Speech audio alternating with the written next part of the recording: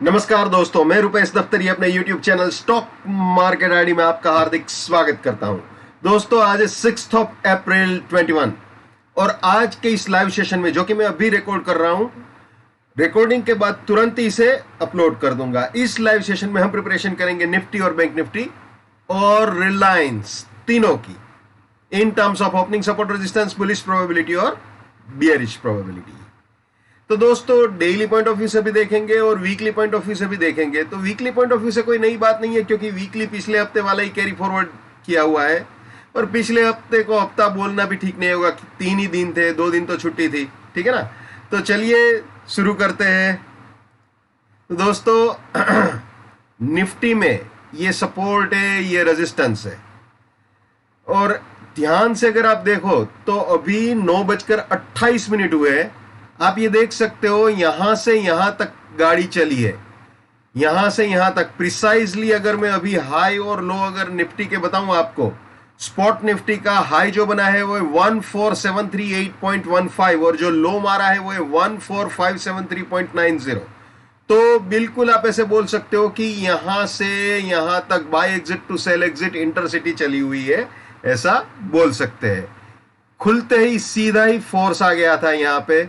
लोग वो कहते हैं ना, ताक लगा के बैठे थे इधर बेचने के लिए और सीधी गाड़ी यहाँ पे आ गई, ऑलमोस्ट यहाँ पे बोल सकते हैं, ठीक है ना। तो बिल्कुल इन दोनों के बीच फिलहाल जर्नी हुई है। तो दोस्तों, अगर सपोर्ट टूटता है तो बियरिश प्रोबेबिलिटी में जाएंगे, रेजिस्टेंस के ऊपर जाता है तो बुलिश प्रोबेबिलिटी। इसके नीचे जाना या इसके ऊपर जाना वो आपको पता ही है, प्राइस फिल्टर और टाइम फिल्टर के साथ होना चाहिए। जी हाँ, प्राइस फिल्टर टाइम फिल्टर को कभी भी नहीं भूलना है। Price filter, time filter, risk reward, buy exit, sell exit. ये कोई नए मेहमान है जिसको ये नहीं मालूम तो वो मेरे TFPF नाम के प्लेलिस्ट में जाके देख सकते हैं। बहुत सिंपल है, बहुत आसान है, कोई बड़ी बात नहीं है, ठीक है। तो दोस्तों, अगर 879 के ऊपर जाता है तो बुलिश प्रोबेबिलिटी, 488 के नीचे बियरिश प्रोबेबिलिटी। तो चलिए बुलिश प्रोबेबिलिटी देख लेते हैं।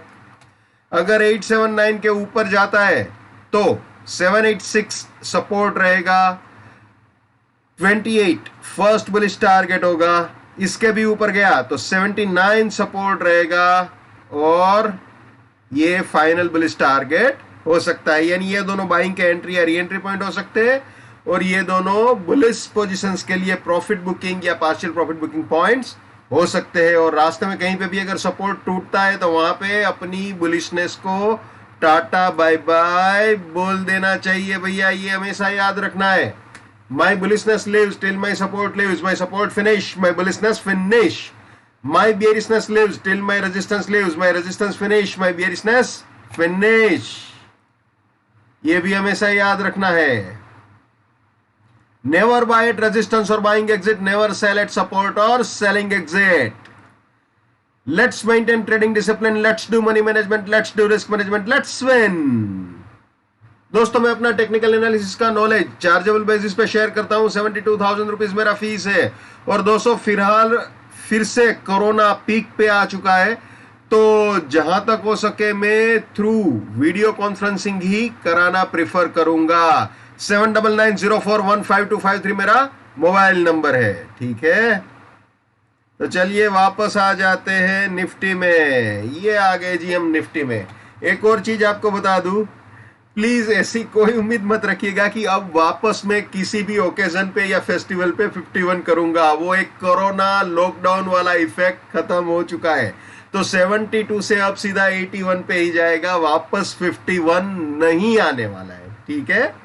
तो प्लीज फोन करके मुझे ये मत कहिएगा कि सर वापस 51 कब करने वाले हो, ये अब नहीं होगा, ठीक है। It's loud and clear. वापस गाड़ी 72 से 81 तक सीधा जाएगी। चलिए, तो ये बुलिश प्रोबेबिलिटी हमने देख ली, अब बियरिश प्रोबेबिलिटी देख लेते हैं। 488 के नीचे अगर जाता है तो 91 रेजिस्टेंस, 396 फर्स्ट बियरिश टारगेट, 396 के भी नीचे गया तो 88 रेजिस्टेंस, 247 सेकंड बियरिश टारगेट, इसके भी नीचे गया तो 396 रेजिस्टेंस, 141 फाइनल बियरिश टारगेट हो सकता है, यानी ये तीनों सेलिंग के एंट्री या री एंट्री पॉइंट हो सकते हैं, और ये तीनों सेलिंग पोजीशंस के लिए प्रॉफिट बुकिंग या पार्शियल प्रॉफिट बुकिंग पॉइंट्स हो सकते हैं। और रास्ते में कहीं पे भी अगर मार्केट रेजिस्टेंस उड़ाता है तो वहां पे अपनी बियरिशनेस को टाटा बाय बाय बोल देना चाहिए, ठीक है ना। तो ये सिचुएशन है, लेकिन फिलहाल तो अगर देखा जाए दोस्तों तो गाड़ी बिल्कुल सपोर्ट और रेजिस्टेंस के बीच में ही घूम रही है, ठीक है ना। ना उसने रेजिस्टेंस तोड़ा है ना support intraday point of view से, यानी कि फिलहाल हम इसी फ्रेम में घूम रहे हैं, ठीक है ना। तो बिल्कुल ये सपोर्ट और रेजिस्टेंस के बीच में ही गाड़ी घूम रही है, या फिर ये दोनों के बीच में घूम रही है, वो बोलो तब भी चलेगा, ठीक है ना। अब आपको वीकली दिखा देते हैं। जो पिछले हफ्ते वाला वीकली था उसी को हमने कैरी फॉरवर्ड किया हुआ है, ठीक है ना। मैंने बोला हुआ था कि अगर ये रेजिस्टेंस इंटेक्ट रहा तो गाड़ी नीचे सेल एग्जिट तक आ सकती है। वैसे कल पूरा सेल एग्जिट तक नहीं आया, सिर्फ 100 रुपया बाकी रह गया है। 14,400 वाली रेंज में तो घुस चुका था। खैर यहां तक पूरा नहीं आया है, लेकिन इस रेजिस्टेंस ने अपनी ताकत दिखाई है, उसमें कोई दो राय नहीं है। और मैं हमेशा कहता हूं never buy at resistance, never buy at resistance, ये मैं बार बार रिपीट करता हूं। तो पिछले हफ्ते जिन्होंने इस पर्टिकुलर रेजिस्टेंस पे खरीदा होगा उनकी कल क्या हालत हुई होगी वो आप समझ सकते हो, ठीक है ना। यहां से 400 पॉइंट या 450 पॉइंट नीचे लगा दी थी गाड़ी, ठीक है। तो कभी भी रेजिस्टेंस पे नहीं खरीदना चाहिए, ठीक है ना। और मैंने पहले ही बताया था कि ये इंटेक्ट रहा तो गाड़ी यहां तक आने की उम्मीद है। तो पिछला हफ्ता भी आप देख सकते हो बिल्कुल यहां पे रेजिस्टेंस फील किया था। और आज मतलब इस हफ्ते कल मंडे को पूरा यहां से गाड़ी बिल्कुल जैसे मैंने बताया 14,400 को 14,400 वाली रेंज में आ गई थी।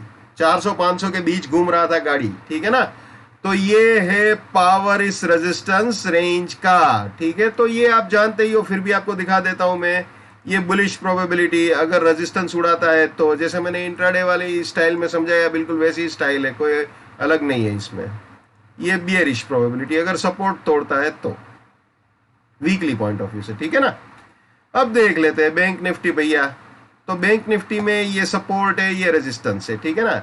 ये बाय एग्जिट, ये सेल एग्जिट, आप जानते हो इन दोनों के बीच गाड़ी घूम चुकी है।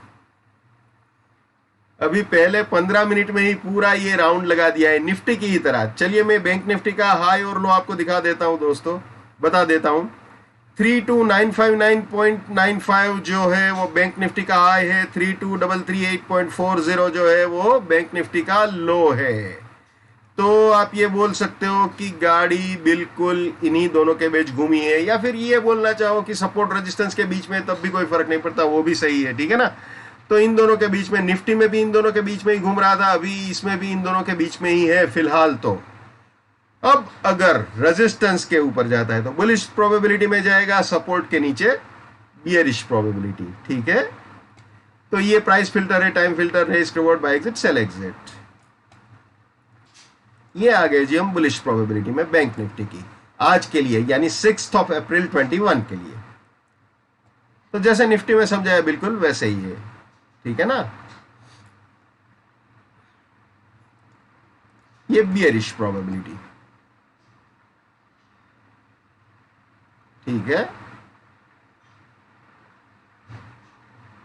जैसे निफ्टी में समझाया बिल्कुल वैसे ही है। ये वीकली सपोर्ट रेजिस्टेंस है। कल बिल्कुल इसने ये सपोर्ट रेंज को चैलेंज कर दिया था, हालांकि इसके नीचे क्लोज नहीं किया है अभी, लेकिन इसको चैलेंज डेफिनेटली कर दिया था। एक पल के लिए ऐसा लगा था कि बैंक निफ्टी से तोड़ देगा, लेकिन क्लोज इसके ऊपर दे दिया है। तो फिलहाल तो ये इंटेक्ट समझेंगे, लेकिन वापस अगर इसके नीचे क्लोज देता है तो फिर मामला बियरिश प्रोबेबिलिटी में घुस सकता है। ये bullish probability weekly point of view से बैंक निफ्टी की, ये bearish probability weekly point of view से, ठीक है ना। तो फिलहाल तो कोई ब्रेकआउट ना निफ्टी में हुआ है ना बैंक निफ्टी में हुआ है वीकली पॉइंट ऑफ व्यू से, और इंट्राडे पॉइंट ऑफ व्यू से भी फिलहाल तो कोई ब्रेकआउट नहीं है कहीं पे भी।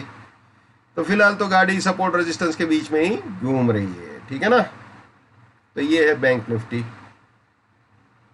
अब आ जाते हैं रिलायंस में। बहुत दिनों के बाद रिलायंस ले रहा हूं, बहुत से लोग बोल रहे थे तो दोस्तों ये सपोर्ट है रिलायंस का, ये रेजिस्टेंस है। और रिलायंस ने आज जो हाई और लो बनाया है वो भी बता दूं, 2004.95 का हाई है, 1975.15 का लो है, और अभी 199493 के बीच चल रहा है।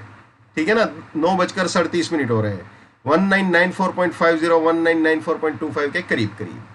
तो आप ये बोल सकते हो इन दोनों के बीच घूम रहा है, बिल्कुल निफ्टी बैंक निफ्टी की तरह ही चल रहा है गाड़ी, और इन दोनों के बीच भी बोल सकते हो।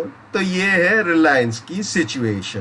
ठीक है, इसकी बुलिश प्रोबेबिलिटी भी दिखा देते हैं आपको। ये बुलिश प्रोबेबिलिटी जैसे निफ्टी में समझाया बिल्कुल वैसे ही है। ये बियरिश प्रोबेबिलिटी। अब इसका वीकली दिखा देते हैं आपको। तो दोस्तों ये भी पिछले हफ्ते वाला ही सेटअप इसके अंदर भी है। वैसे रिलायंस में करता नहीं हूँ सेशन, तो आपको नहीं बता पाया था पिछले हफ्ते इसके बारे में, लेकिन फिलहाल बता देता हूँ। पिछले हफ्ते भी यही सेटअप था, और आप जानते हो यही इसी रेजिस्टेंस से 2 बार नीचे थप्पड़ खाई थी, और आखिरकार आप जानते ही हो अगर ये रेजिस्टेंस इंटैक्ट रहता है तो गाड़ी सेल एग्जिट तक आती है, और वो आया भी। कल बिल्कुल इसी जगह पे रॉकेट आया था और यहीं से प्रॉफिट बुकिंग हुई थी।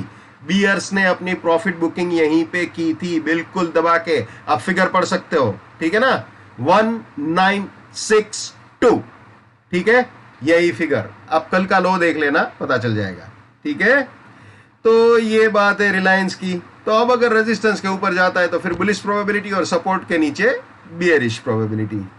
तो ये सिचुएशन है रिलायंस की। आपको दिखा देते हैं बुलिश प्रोबेबिलिटी और बियरिश प्रोबेबिलिटी। ये है bullish probability weekly point of view से रिलायंस की इस हफ्ते के लिए। पिछले हफ्ते भी यही था, ठीक है ना। ये बियरिश प्रोबेबिलिटी, ठीक है। तो दोस्तों ये थे निफ्टी, बैंक निफ्टी और रिलायंस। अभी निफ्टी आपको बता दूं क्या चल रहा है फिर से एक बार। 756 नया हाई बना रहा है वो, 14756। ठीक है, और बैंक निफ्टी ने भी अभी नया हाई बनाया है 33007, उसके हाई के करीब ही सब चल रहे हैं। तो 9:39 हो रहे हैं।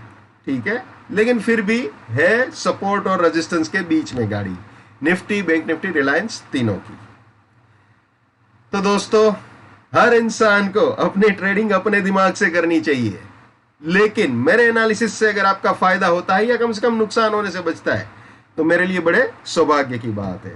और जहां तक ट्रेंड का सवाल है दोस्तों, तो कल definitely intraday point of view से बियरिश था निफ्टी टिपिकली, लेकिन आप जानते हो उसके बाद निफ्टी ने अच्छा रिकवरी किया था और उसने रेजिस्टेंस उड़ाया था। हालांकि क्लोज तो नेगेटिव जोन में ही किया था।